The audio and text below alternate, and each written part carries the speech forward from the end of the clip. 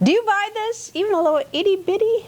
The IRS claims 2 years, and the critical 2 years of Lois Lerner's emails are accidentally gone, just vanished into thin air. Now, the IRS blaming a computer crash for the data loss and says the information is gone for good.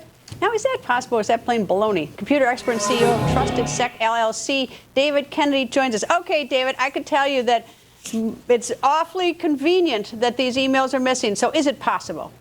I mean, is it possible? Yes. When it comes to today's computer and technology, it's very unlikely. I mean, we have backups for the backups and hard drives to make sure that these type of data losses don't occur. So to say that it's possible, yes, but in today's society, especially in such a large organization as the IRS, it's extremely unlikely for those data losses to actually occur.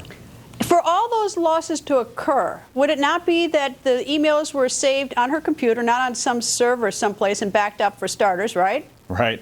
Well, okay. I mean, if you...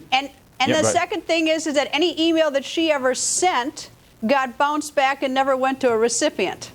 That's right. I mean, when you look at email, I mean, it's a wide connection of communication. So when you're sending email to individuals, especially within the IRS, you should definitely be able to pull those emails and grab those to the recipients, as well as when you look at where emails actually stored at, you have these things called servers, which actually house all the data and actually have backups that are performed on a regular basis. And then you have her computer specifically, which would house all of the emails as well. So you'd have to have a catastrophic effect on both of those areas in order for something like that to happen, which is why it's pretty unlikely for something like this to occur. Well, the commissioner of the IRS will be testifying next week. One of the things I'd like to know, and maybe you know tonight, is whether or not she made any complaint at the time that her computer supposedly went down, that it went down, because, I mean, none of us can even breathe in this city without an iPad or an iPhone or a computer or something. So you don't let your computer, go down and not fix it right away. That's right. I mean, this is something that we have to pay an insane amount of attention to, because, when you're actually going through a computer loss and when data is actually being lost, there should be an incident trail that actually shows what actually occurred and the steps taken in order to actually see if they could actually recover that data. So if that didn't occur, then there's some major problems that we have here. I mean, you're talking about a major period between 2009 to 2011 where all of this was supposedly happening. I mean, that's a really big deal if they don't have any documentation on how they actually try to recover the information there.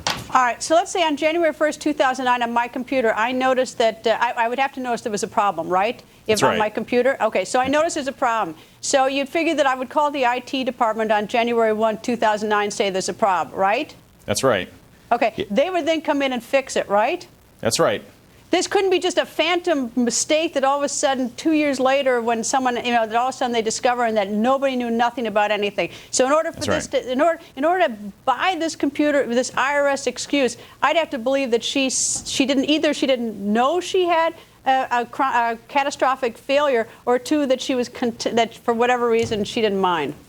Well, even during that period of time, there should be emo correlation saying, hey, there's a major issue with the machine and that we need to go and actually fix it. I mean, you can definitely get communications between the IT folks that were trying to repair it. I mean, there needs to be evidence around this specific period of time that these type of things have occurred. I mean, if you look at the IRS specifically, I mean, they should have a full-fledged functioning IT department that handles these type of crises every day. Sure. And recovering that type of data is a very common practice. I mean, I'd be very surprised if they weren't able to actually go back and get those types of emails. It's really, really weird. Well, this is going to be very interesting to say the least. David, thank you. Thanks, Greta. Good to see you again.